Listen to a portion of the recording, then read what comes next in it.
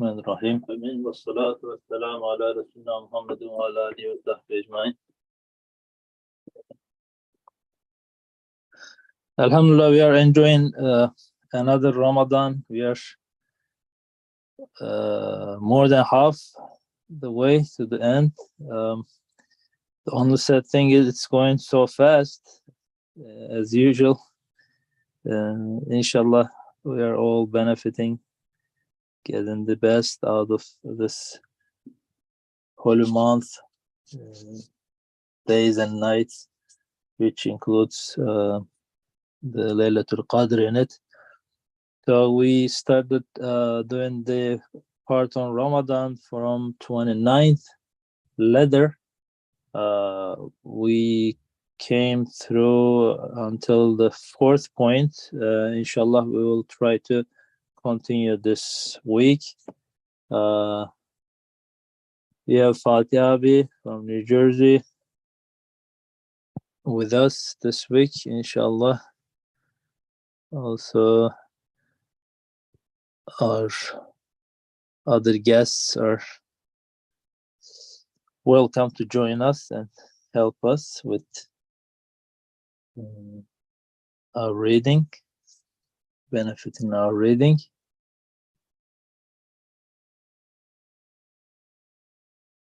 I will start, inshallah, if we don't have any comments. Well, I'll start then. Bismillah ar-Rahman ar-Rahim. شهر رمضان الذي أنزل فيه القرآن هدى للناس وبينات من الهدى والفرقان. Fourth point, one of the wise purposes behind the practice of fasting in Ramadan concerns the training of the lower self, known as tazkiyah, and it is as follows. So again, inshallah, we are starting from the 4th point, 29th letter, 2nd part. The lower self, nafs ammara, wants to be free and in actual fact considers itself completely independent. Nafs wants to be free and in actual fact considers itself completely independent. Its nature is such that it imagines it possesses the same kind of lordship that is ascribed to its creator and recounts that it cannot do exactly as it pleases. It does not want to admit that it's being supported, sustained, and trained at every moment through the innumerable bounties it receives. These feelings of ownership and autonomy are greater when the person involved is rich and powerful, and if that person is also neglectful, it becomes even more rapacious, gobbling up divine bounties like an unjust thieving beast.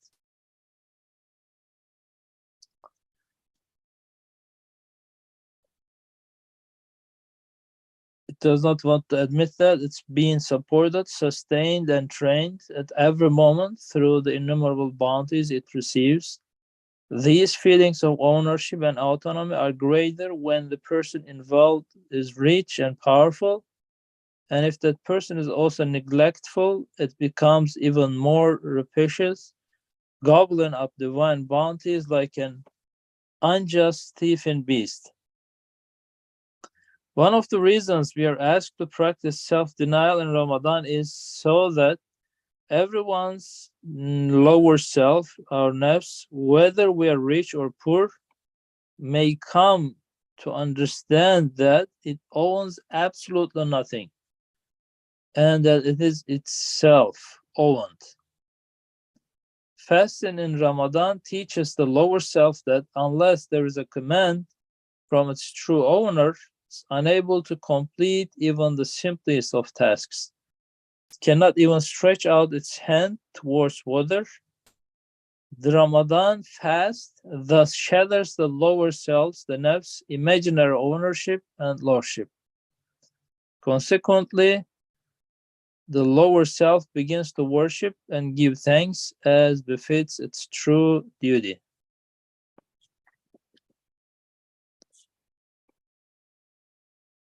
Okay, inshallah.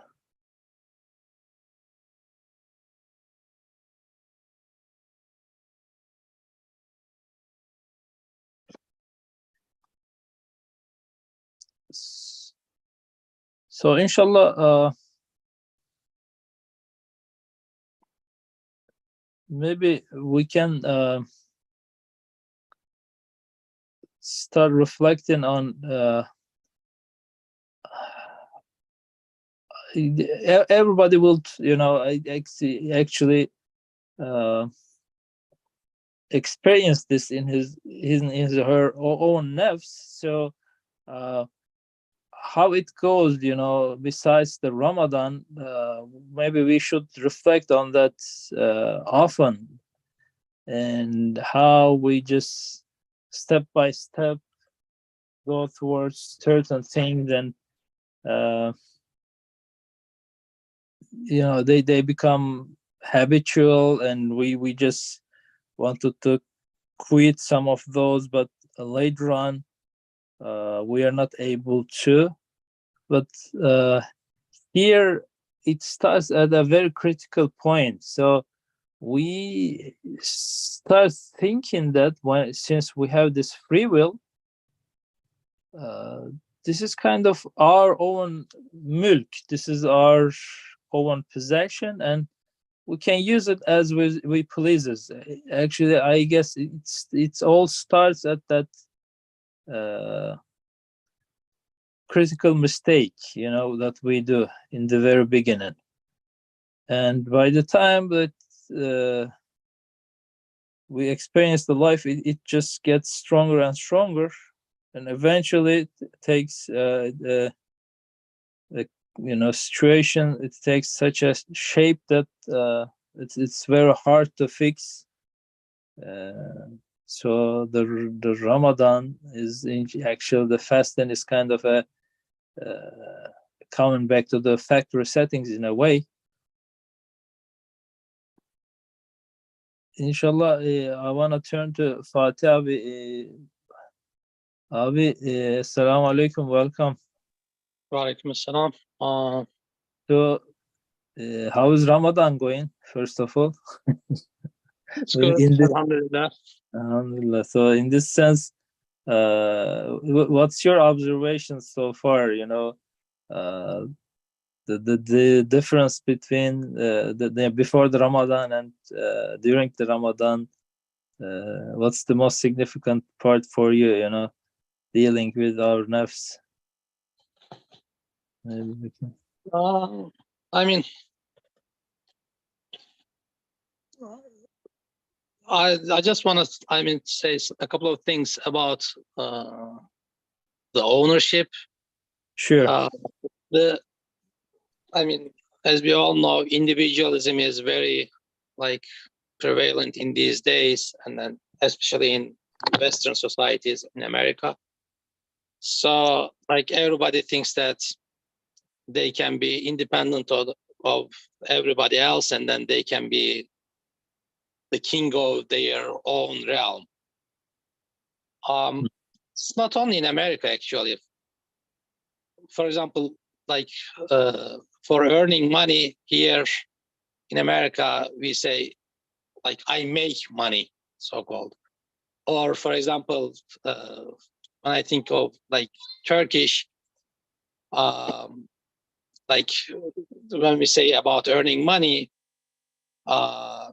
earn someone's bread, we say, as if our working 8-10 hours a day is the reason that we have bread or any other sustenance in front of us. But when we look, sometimes we think that it's really the reason behind all that. And then when we think that in order to earn bread, you need to have sun. You need to have air. You need to have the whole universe in order to grow grains and then like make bread from it. So we cannot earn our bread. And most of the time we forget about these facts. So during Ramadan, I think fasting trains us that we do not own anything, even if it is like ready and made and in front of us on the table. We need to remember the creator. We need to um, wait for his command. Otherwise, we cannot touch the food. We can touch, but we cannot eat the food. We cannot drink anything unless he says, okay, you can go ahead. So Ramadan makes us that we do not makes us remind that we do not own anything.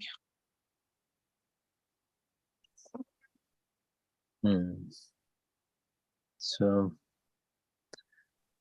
Can yeah. I say a few words?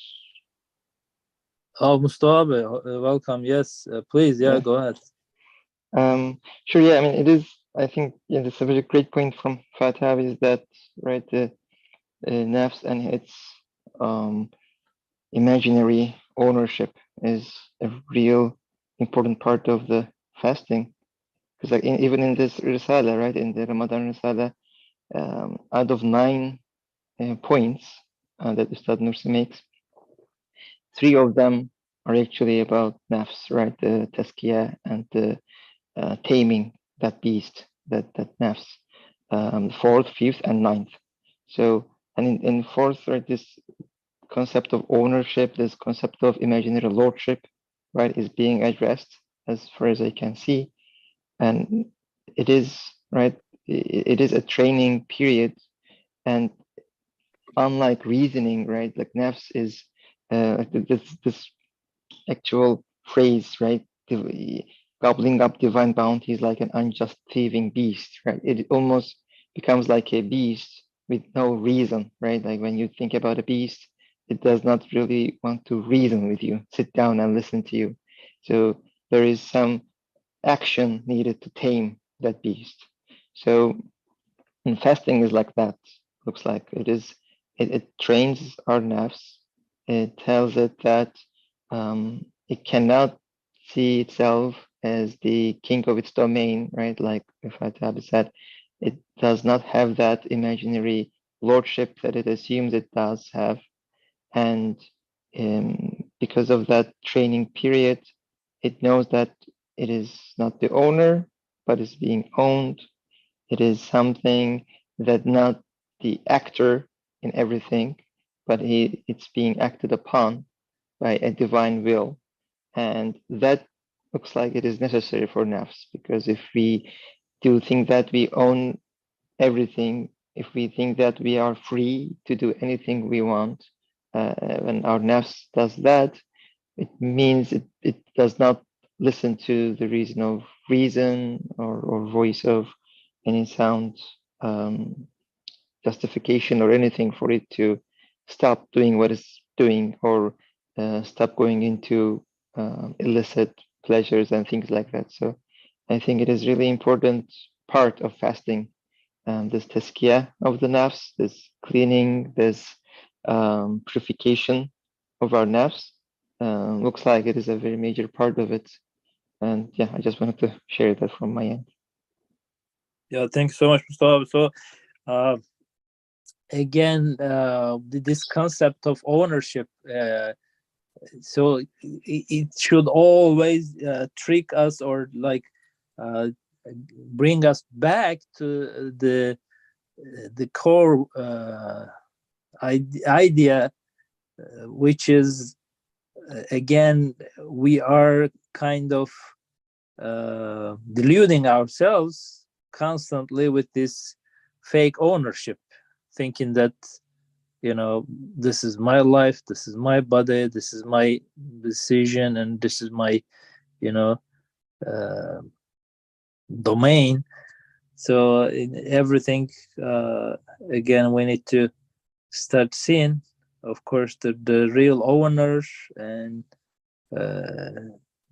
then in order to understand, of course, what's our purpose here and where we are going from here, we always need to turn back and make this balance check. But here it's very interesting. Again, we I guess talk a little bit about this, but again, so it reminds us that the nafs, as you said, uh, doesn't want to really listen to this. Of course, we need to reflect upon it, think about it again and again. But unless we do the practice, it doesn't really uh, reflect upon our actions. It just stays there as the concept itself, but nefs just not does not admit, does not want to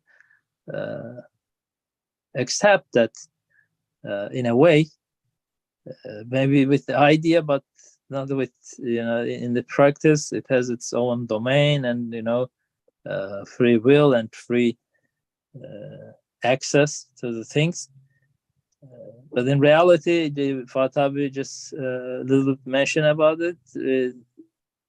In this universe, we are not more than this petted child. That the child just, if she needs anything, right, he just jumps up, points out with her finger, or just cries. So there's so many things out there that we don't have any access at all. They're just given to our service. Moreover, of course, if you reflect more, furthermore, we can easily see that even the simplest things that we think we are doing, like eating, drinking, speaking, right? Ustad gives these examples that we act upon daily. We can easily see that they are not owned by us, even those simple actions. So Allah subhanahu wa ta'ala just creates them for us, and we just have this fake or imaginary ownership in order to understand his rububiyyah, his lordship over us, over the universe. So inshallah, this was very helpful. It needs to remind us again and again that fact about ourselves, which we should be always self-aware of. But furthermore, if we don't start practicing, this nerves just does not want to admit, just does not want to accept it. Is sustained and trained and cared compassionately. It's just takes the reins in its sense and just ride us to such a point that human being, even our nerves, even claims and ownership and lordship against his lord, again, Rabbul Alamin, against the.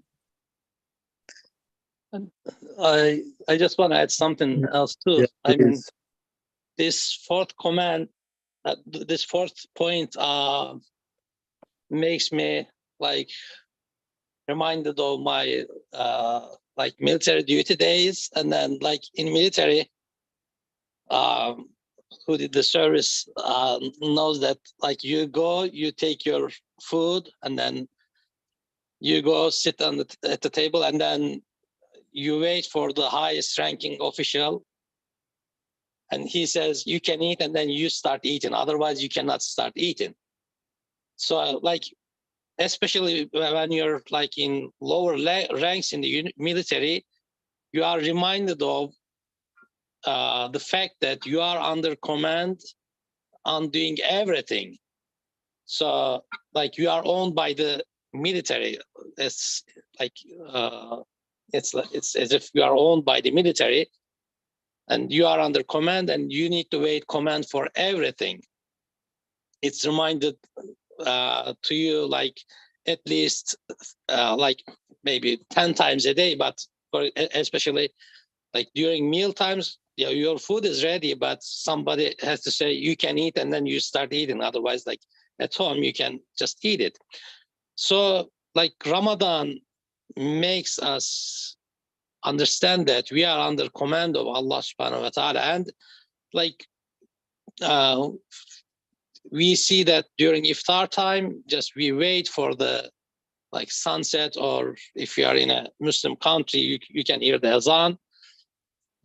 And it's like the commanding officers say, like, go ahead, you can eat. And then one other thing is we have, I mean, it shouldn't be just during for iftar. We should be reminded of the fact that Allah is the true owner of everything, including ourselves. And then we need to understand that like the food in front of us is owned by him. And then we need to like eat accordingly. That we need to just eat the stuff like the halal food that he lets us eat.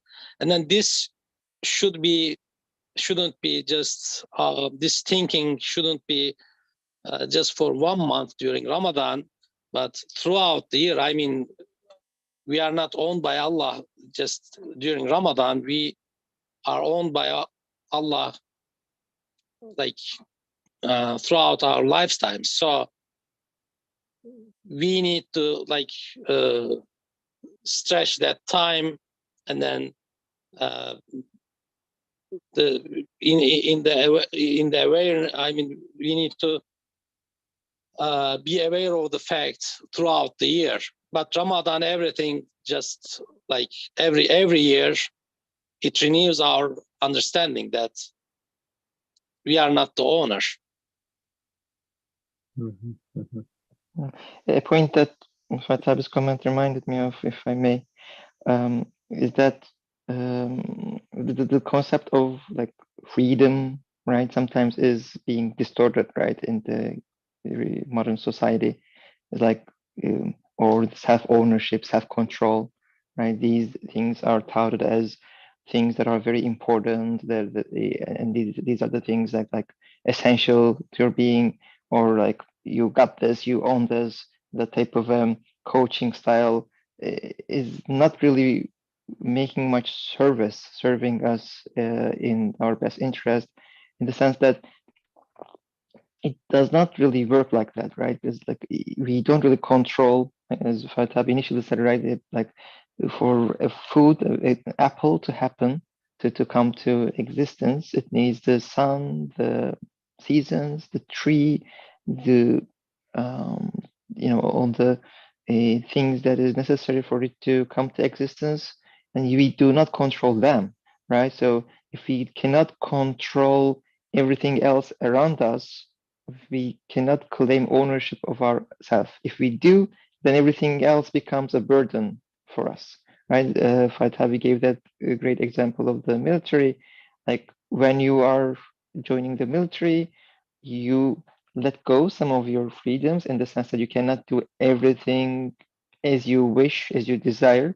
But actually, what you gain with that is um, you don't worry about anything else, right? You live a very free life. You know what you need to do. You have a prescribed way to do things, and your meal is getting prepared for you. You don't worry about getting your finding your next meal. You know that if even if you go hungry, there is that military, the whole establishment that will feed you at the end of the day. So um, you give up some of your ownership, but you gain a lot in terms of your conscience, your worries, and everything else that bothers you. Same thing in the world for our nafs.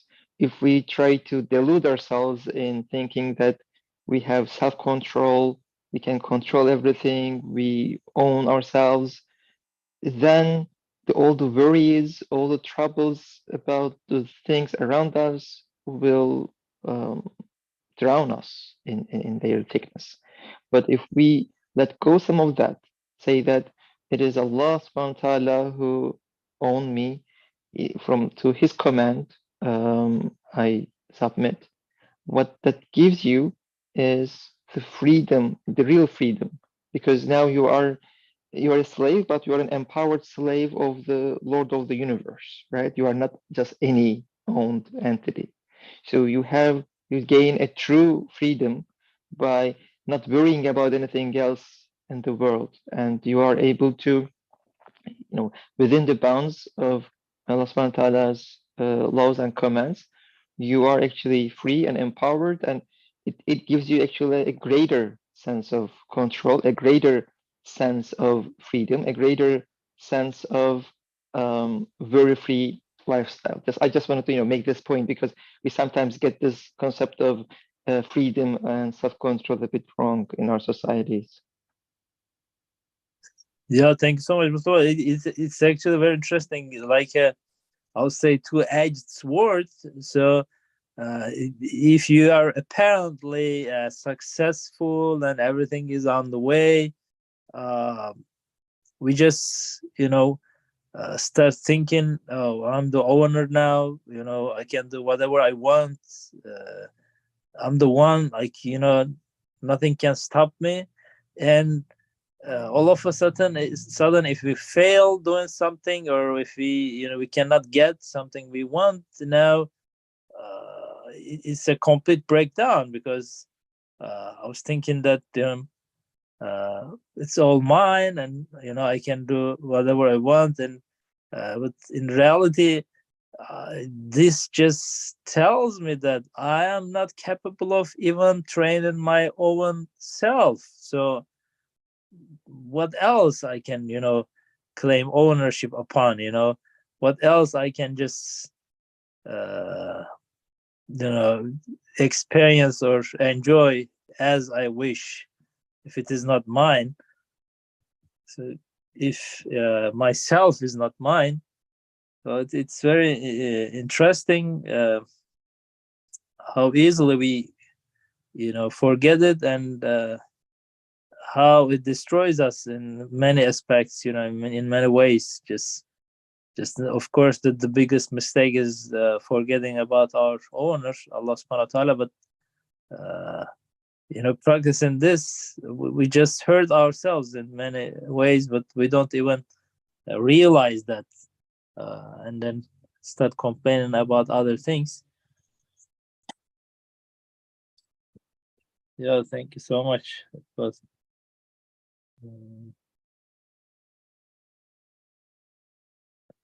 a very critical point that we need to understand, deal with it. The fifth point is kind of complete in this, is supporting this, and maybe again stressing more in the practical side of it. Let me also read it, and maybe I can share another part if we have time. The fifth point, another of the wise purposes of Ramadan fast, concerns the conduct of lower self, the nafs, the abandonment of rebellious habits, and it is as follows. The human soul often forgets itself through neglect. Nafs often forgets itself through neglect. It's unable to see its own absolute powerlessness, need, and deficiency. In fact, it cannot bear to see them. It does not consider itself weak, and it refuses to admit that it's subject to transience or prone to disasters. It refuses to see that it is housed in a body that's nothing but flesh and bone, with death and decay its ultimate fate. Instead, it acts as though it possessed a body of steel, immune from death and decay. It attacks the world with voracious greed, with violent passion and endless desire. it's entranced by anything that gives it pleasure or offers it benefit. More importantly, it forgets the one who creates and sustains it with perfect compassion, and it pays no attention whatsoever to the outcomes of its life and its fate in the Akhirah. It wallows in vice and it thrives on misconduct. Fasting in the month of Ramadan goes some way to awakening even the most neglectful and obstinate of souls, nafs, alerting them to their weakness, their impotence, and their need. When they're hungry, they think of their stomachs, and they're able to understand their neediness.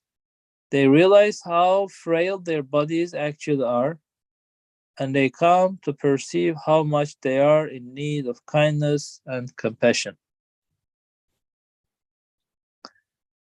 The Ramadan fast gives a lower self an opportunity to abandon its pharaonic tyranny through recognizing its utter impotence and want. The lower soul nurtures a desire to take refuge at Allah's court.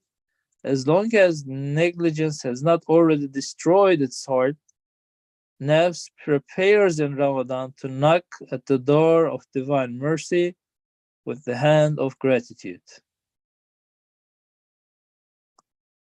Okay, we have read a lot in this part, maybe to digest. Anything that just comes to your mind, you can maybe step in if you want to, or you can go one by one.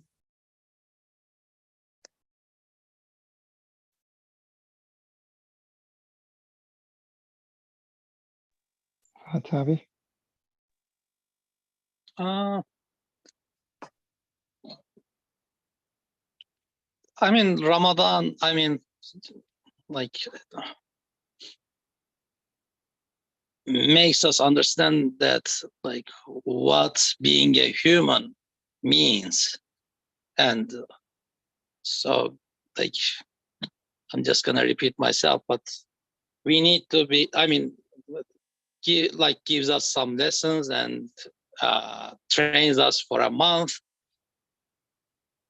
But we need to keep that mindset throughout the year or throughout our lifetimes. And looks like human beings need this kind of training for a month each year. So Allah commanded us to fast for a month so that we understand what our true nature is as human beings, and then not think of ourselves as quote unquote like gods of our own universes. So this training for a month, if we do it in proper manner, should last for us for 11 months, and then it's like training time comes again. So it's really important that whatever lessons we get during Ramadan, we should keep those in mind in the coming 11 months so that our lives are lived in a way that Allah subhanahu wa ta'ala intended for us to be lived.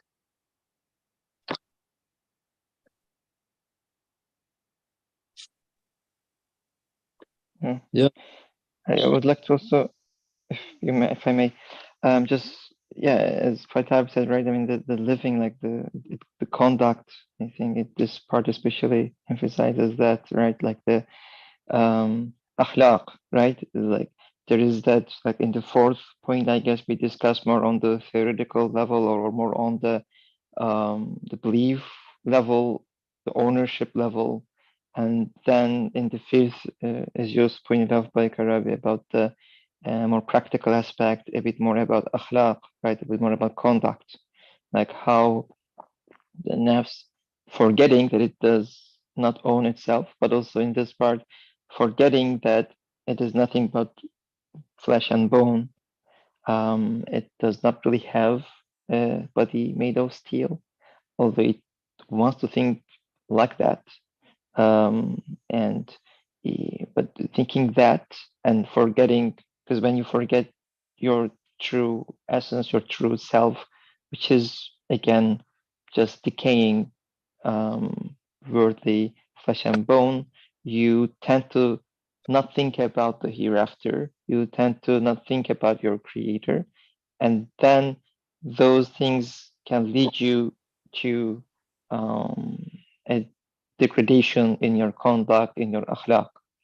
And from that perspective, I think there is a very practical aspect of fasting that reminds us that this is also a similar case, I think, for sicknesses, right? When we are sick, we also realize that we are not this, powerful or this omnipotent being that cannot really break anything.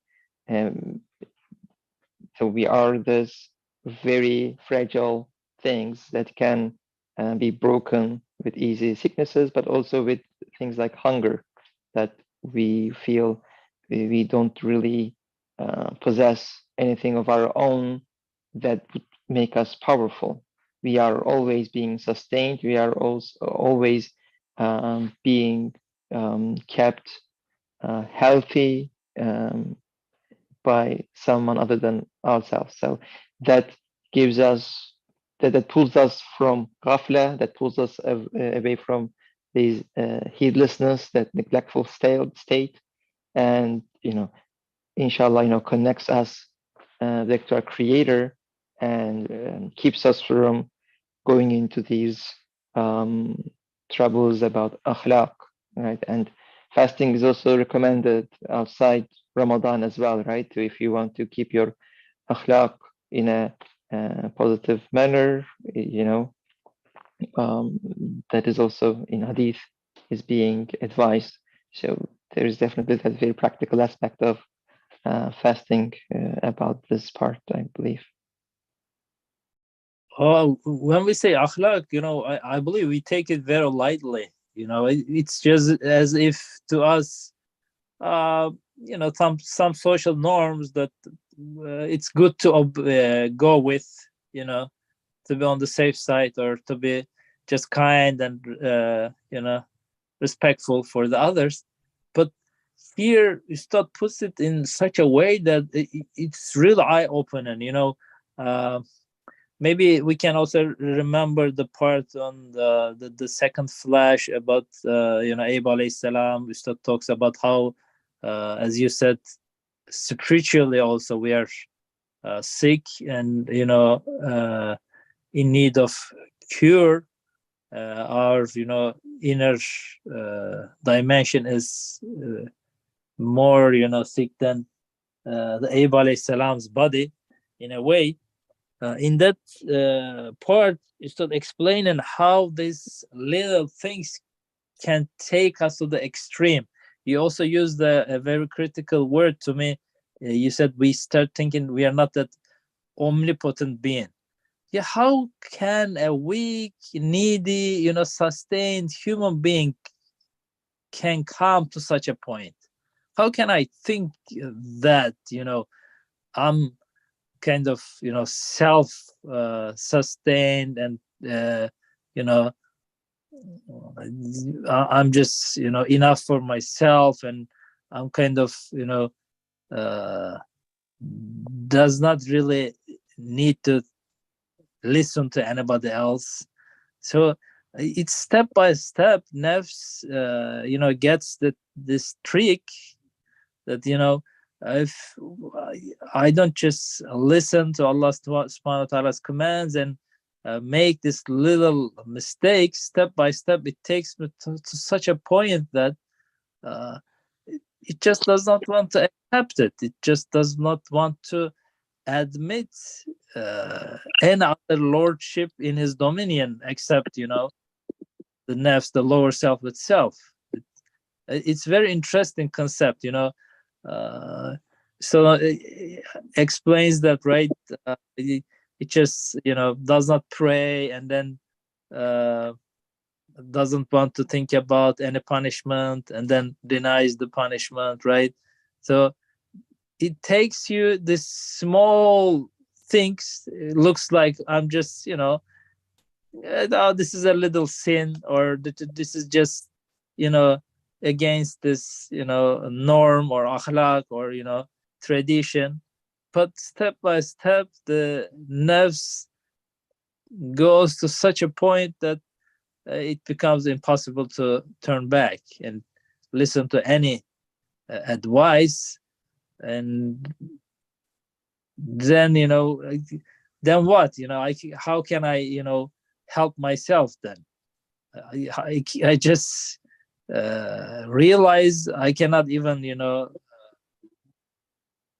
quit certain things that I don't want to do, certain addictions, but claim the ownership over on myself. So it takes me to such a point that's very, very crucial and interesting. How this mechanism works. Usually, I was just thinking that you believe upon something and you act. Then you start worshiping. Or you do an action over that, but it's absolutely works the other way around.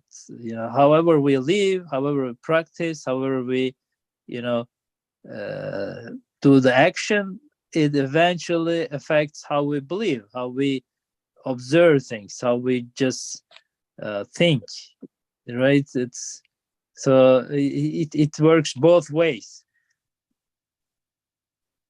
Here again, it's not give the example. That it attacks the world with voracious greed, with violent passion and endless desire. It's entranced by anything that gives it pleasure or offers it benefit. More importantly, this is the next step. It forgets the one who creates and fasten. So how it takes me to that point? Oh, I still believe in Allah, but you can see that then step by step. Oh, what kind of religion is this?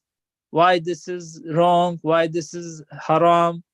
And then it just takes me to such a point. Uh,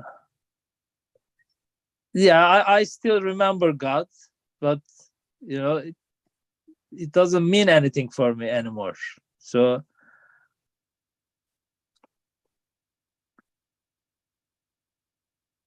yeah, thank you so much. Very interesting in that sense, that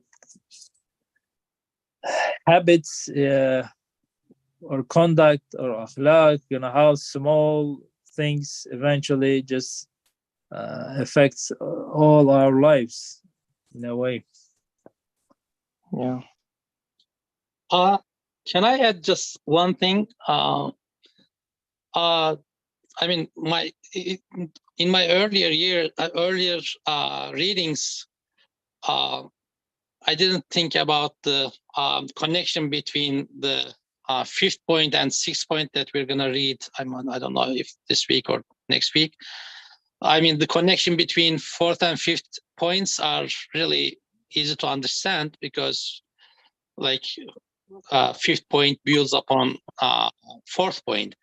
But like I thought that like sixth point was kind of independent, and I just realized that like it is not. I just want to try to explain how I think it is not.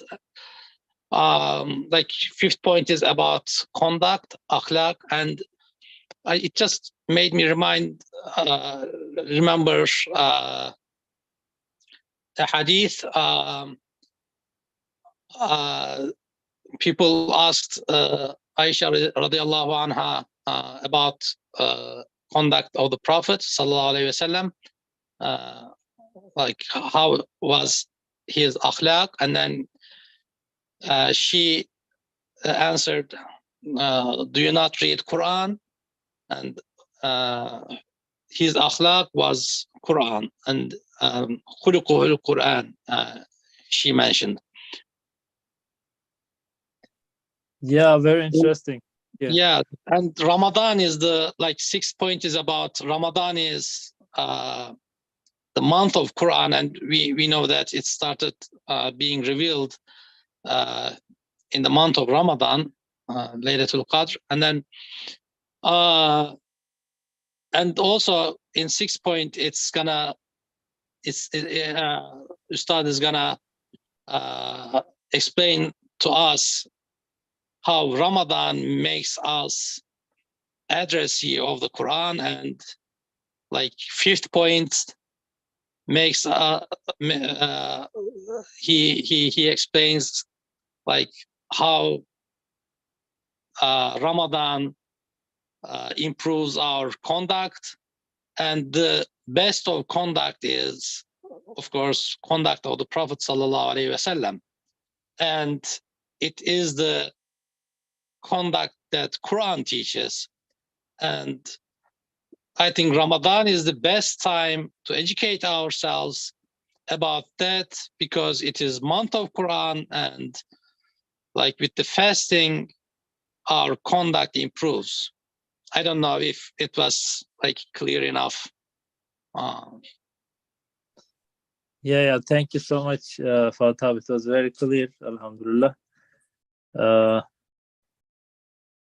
You're right. Yeah, it will be nice to continue this 6 point.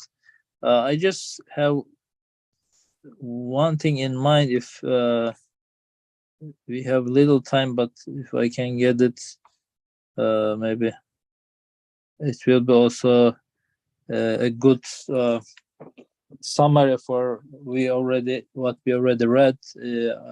I want to just quickly go through this. This is in the couple of places in Mesnevi, and the words at the end of the 26th word. Therefore, as the verse, therefore do not justify yourself, suggests it is to not purify the nafs.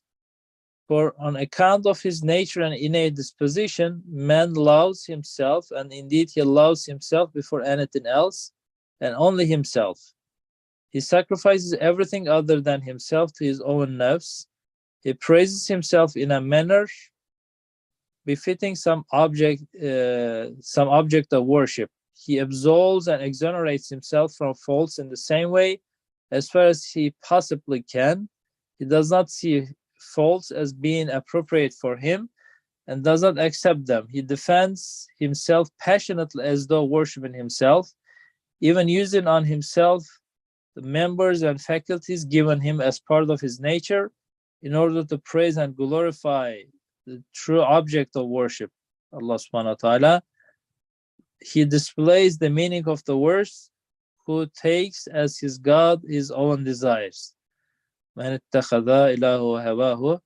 He considers himself, he relies on himself, he fancies himself. Thus, his purification and cleansing at this stage, in this step, is not to purify himself, and it's not to absolve himself. Second step, as the verse, be not like those who forget Allah, and he therefore makes them forget their own selves. Teaches man is oblivious of himself, is not aware of himself. If he thinks of death, it's in relation to others. If he sees transience and decline, he does not attribute them to himself. His evil commanding soul demands that when it comes to inconvenience and service of others, he forgets himself, but when it comes to receiving his recompense and to benefits and enjoyment, he thinks of himself and takes his own part fervently. His purification, cleansing, and training at this stage is the reverse of the state. That is to say, when oblivious of himself, it's not to be oblivious, just to forget himself when it comes to pleasure and ambition and greed, and to think of himself when it comes to death and service of others. So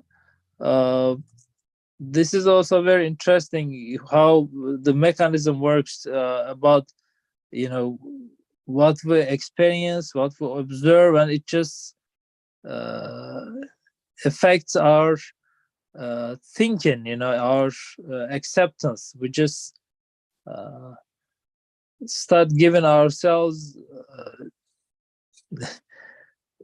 even a lordship, in a way. It's just works hand in hand. As you said, the ahlak is kind of destroyed with our small negligence. And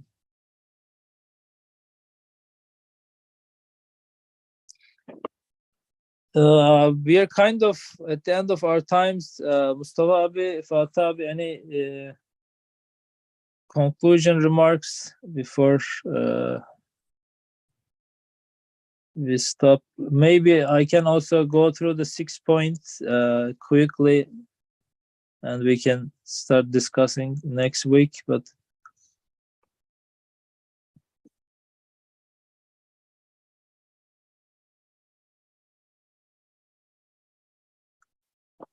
It's up to you. the most important episodes of divine revelation took place during the month of Ramadan, and so one of the many wise purposes behind the Ramadan fast pertains to the revelation of the all-wise Quran. It is as follows: since the all-wise Quran was revealed in the month of Ramadan, to ignore the demands of the lower nafs by abstaining from food and drink means that we are able to respond to that heavenly address in the best possible way. Fasting then always allows us to attain a state of holiness. It allows us to read and listen to the Quran as though it has just been revealed, or as though it is being revealed at this very moment as we read it. It allows us to listen to the Quran as though we are hearing it from the lips of Allah's noble messenger sallallahu alaihi wasallam, or from the angel Jibril, or indeed from the eternal speaker himself. It allows us to act as the Quran's interpreter, to communicate it to others, and to some extent to demonstrate through our actions the wisdom behind the Quran's revelation. Indeed, as though in Ramadan the whole world of Islam is transformed into a mosque. Alhamdulillah. So I want to stop here. Any closing remarks? We can inshallah continue for to the same part. Inshallah. But Tabi, do you want to make a dua, inshallah? Bismillah. Yeah, you go ahead, please. Mustafa abi? I can read that dua at the end of this part, maybe. Bismillahirrahmanirrahim. اللهم صل وسلم على سيدنا محمد صلاة تكون لك رداء ولحقه أداء بعدد الثواب قراءة حروف القرآن في شهر رمضان وعلى آله وصحبه وسلم. سبحان ربك رب العزة عما يصفون وسلام على المرسلين والحمد لله رب العالمين. الفاتحة.